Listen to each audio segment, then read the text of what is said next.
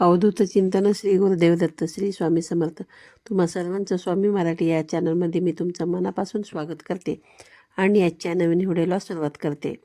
आपण हे जे गोपद्म व्रत आहे त्याबद्दलच आजच्या व्हिडिओमध्ये बघणार. थंबनेल बघून तुमच्या लक्षात आलंच असेल की गोपद्म व्रत हे जे चातुर्मासामध्ये केलं जातं, तर या व्रताबद्दलची संपूर्ण माहिती आपण आजच्या या व्हिडिओमध्ये पाहणार आहोत.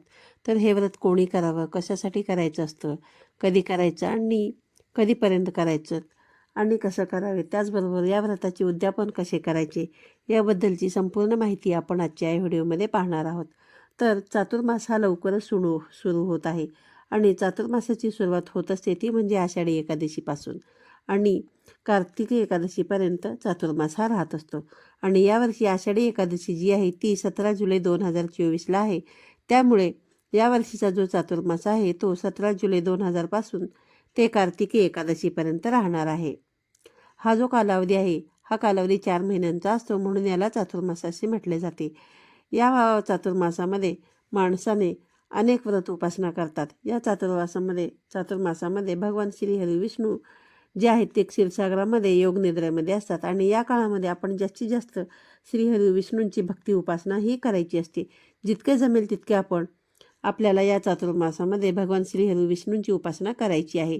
पण या चातुर्मासामध्ये जितक्या चांगल्या गोष्टी आपण करतो, जितके व्रतवैकल्य करतो, त्याचे जे फळ आहे ते आपल्याला मिळतच असते. तर आता आपण जाणून घेऊया की हे व्रत का करावे आणि हे व्रत कशासाठी केले जाते. तर हे व्रत केल्याने आपल्या घरामध्ये सुख समृद्धी येते. आपल्या पतीच्या अखंड सौभाग्यासाठी व आपल्या पतीच्या प्रगतीसाठी, पतीच्या दीर्घायुष्यासाठी हे व्रत केलं जातं. आपल्या पतीला मेहनतीचे फळ मिळावे किंवा पतीच्या नोकरीमध्ये त्याची प्रगती व्हावी किंवा कोणत्याही कामाच्या ठिकाणी किंवा जे काही तुमचा बिझनेस असेल, व्यवसाय असेल, त्याच्यामध्ये आपल्या पतीची उत्तरोत्तर प्रगती होत जावी, यासाठी तुम्ही हे जे व्रत आहे ते व्रत तुम्ही करू शकता. तर आता आपण हे व्रत कसं करायचं आहे ते पाहणारच आहोत. पण त्याच्या अगोदर या व्रताची काय कहाणी आहे ती आपण थोडक्यात जाणून घेऊया. तर ही गोपद्माची कहाणी आहे. स्वर्गलोकी इंद्रसभा, कौरवसभा, चंद्रसभा, पांडवसभा इत्यादी 5ही सभा बसलेल्या असतात. ताशे वाजत असतात, रंबा नाचत असते आणि तंबोऱ्याच्या तारा ह्या तुटलेल्या असतात. मृदंगाच्या मेऱ्या फुटल्या.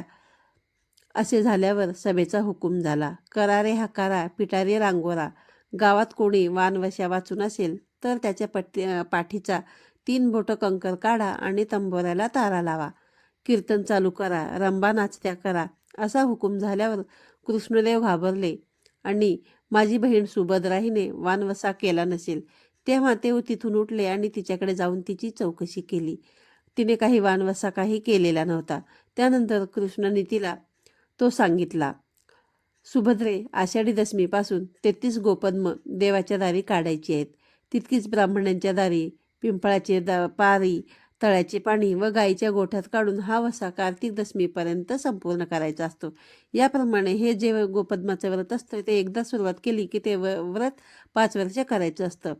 आणि उद्यापना ज्यावेळेस तुम्ही कराल त्यावेळेस एका स्त्रीला तुम्हाला जेवायला बोलवायचं आहे, तिला जेवू घालायचं आहे आणि पहिल्या वर्षी तिला विडा द्यायचा असतो. त्यानंतर चुडा भरायचा, 3ऱ्या वर्षी केळ्याची फणी द्यायची, 4थ्या वर्षी ऊसाची मुळी, तर 5व्या वर्षी परकर चोळी देऊन आपल्याला ह्या जे काही व्रताचं उद्यापन आहे ते करायचं असतं. असे सांगून श्रीकृष्ण जे आहे ते पूर्व ठिकाणी येऊन बसले. नंतर सुभद्रेने सांगितल्याप्रमाणे हे व्रत केले आणि त्याचे उद्यापनही केले. पुढे सभेमध्ये समजले की सुभद्रा ही वानवशाशिवायच आहे. त्यावेळेस दूध जे आहे ते तिकडे सुभद्रेकडे जाऊ लागले. त्यावेळेस तिने वानवसा केलेला होता.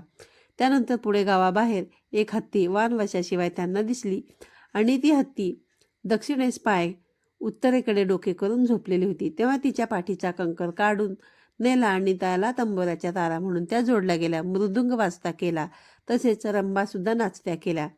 जसे या व्रताच्या योगाने सुभद्रेवरचं जे काही आलेलं संकट आहे ते संकट टळलं, तसंच तुमचं आमचं सगळ्यांचं संकट टळो ही 7 उत्तराची कहाणी 5 उत्तरी सुफळ संपूर्ण. तर अशी ही थोडक्यात गोपद्म व्रताची कहाणी आहे. तर आता पाहूया की हे जे व्रत आहे तर ते व्रत कसे करायचे. आता जर तुम्ही एकत्र फॅमिलीमध्ये राहत असाल तर एका घरामध्ये एकापेक्षा जास्त स्त्रिया असतील तर मग प्रत्येकीने हे व्रत करायचं का, आणि जर प्रत्येकीने हे व्रत केलं तर प्रत्येकीने ते गोपद्म काढायचे का, आणि इतर जणी ज्या आहेत त्यांनी फक्त गोपद्माची पूजा करायची आहे. बाकीच्या ज्या बायका असतात घरातल्या एकत्र फॅमिलीमधले त्यांनी प्रत्येकानेच हे गोपद्म काढायची गरज नाही आहे. आपल्या घरातील जी काही मुख्य स्त्री असते त्या मुख्य स्त्रीनेच हे व्रत करायचे आहे आणि तिनेच हे काढायचे आहे आणि बाकी ज्या आपल्या बायका असतात त्यांनी फक्त तिची पूजा करायची आहे. प्रत्येकीने या ठिकाणी सेपरेट गोपद्म काढण्याची आवश्यकता नाही.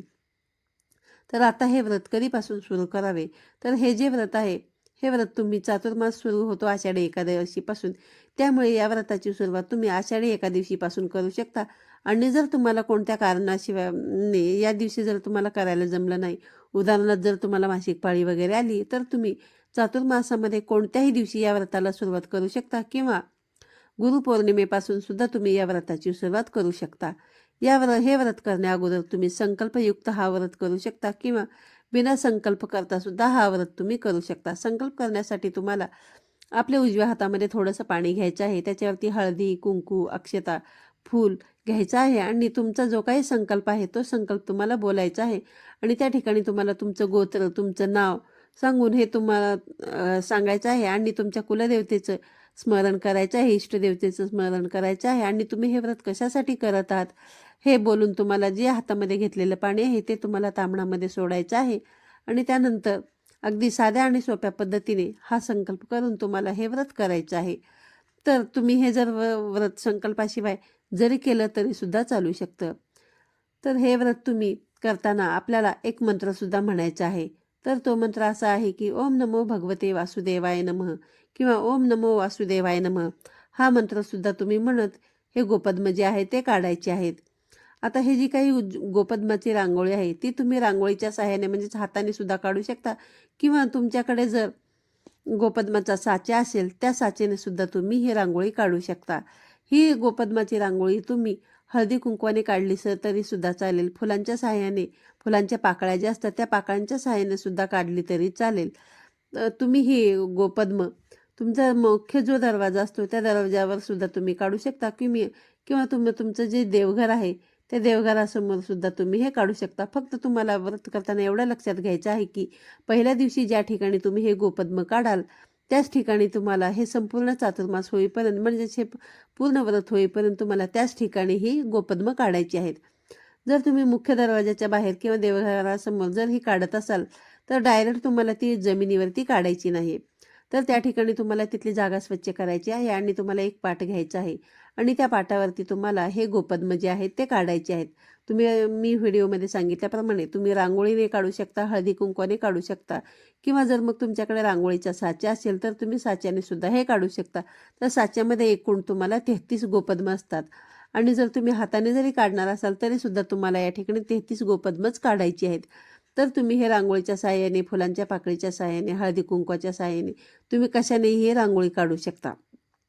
जर तुम्ही हाताने रांगोळी काढणार असाल तर सुरुवातीला 10-10च्या 3 लाईन तुम्ही घेऊ शकता आणि त्याच्यानंतर मग 3 शेवटी 3 असं करून तुम्ही 33 गोपद्म जे आहेत ना ते तुम्ही हाताच्या सहाय्याने सुद्धा काढू शकता.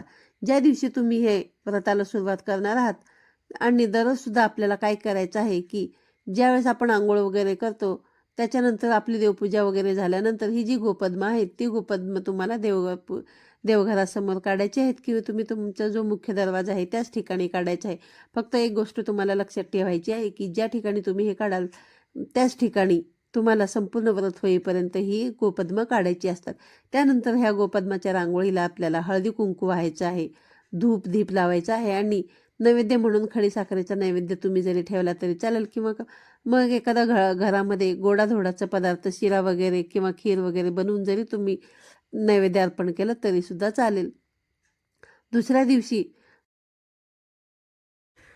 दिवशी तुम्हाला याच पद्धतीने पहिल्या दिवशी काढलेली जी काही गोपद्माची रांगोळी आहे ती काढायची आहे आणि ती काढून ठेवून तुम्हाला त्या ठिकाणी नवीन गोपद्म काढायचे आहेत. असे हे तुम्हाला संपूर्ण चातुर्मासामध्ये रोज नवीन गोपद्म काढायचे आहेत आणि जे काही तुम्ही आदल्या दिवशीचं जे काही रांगोळी असते फुलांची काढलेली असेल किंवा रांगोळीने काढलेली असेल ते तुम्हाला एखाद्या निर्माल्यामध्ये नेऊन तुम्ही टाकू शकता किंवा एखाद्या झाडाच्या कुंडीमध्ये सुद्धा तुम्ही हे टाकू शकता. तर हे जे व्रत आहे ते व्रत केल्याने सुभद्रेने म्हणजे श्रीकृष्णाची बहीण होती तिने हे व्रत केलं होतं. आणि लक्षात असू द्या की गोपद्म काढताना ती तुम्हाला जमिनीवरती काढायची नाहीत, ती आपल्याला आसनावरतीच काढायची आहेत. त्यामुळे एखादा पाठ ठेवूनच तुम्हाला हे गोपद्म जे आहेत ते काढायचे आहेत. आपण 33 गोपद्मांची ज्यावेळेस पूजा करत असतो तेव्हा आपण 33 कोटी देवांची पूजा करत असतो. तसेच या व्रताचे उद्यापन आपल्याला करायचं असतं. तर उद्यापन आपण कधी करायचं, तर कार्तिक एकादशीच्या दुसऱ्या दिवशी तुम्हाला हे उद्यापन करायचं असतं. आषाढी एकादशीपासून आपण हे कार्तिकी एकादशीपर्यंत हे व्रत करायचे असतं. आणि जर समजा काही कारणाने तुम्हाला आषाढी एकादशीला हे व्रत चालू करणे जमले नाही, तर तुम्ही गुरुपौर्णिमेपासून किंवा या आषाढ महिन्यामधले जेव्हा आषाढी एकादशी होऊन जाते त्याच्यानंतर तुम्ही कुठल्याही वारी तुम्ही या एकादशीच्या ह्या गोपद्माच्या व्रताला सुरुवात करू शकता. तर कोणत्याही दिवसापासून तुम्ही हे व्रत करू शकता.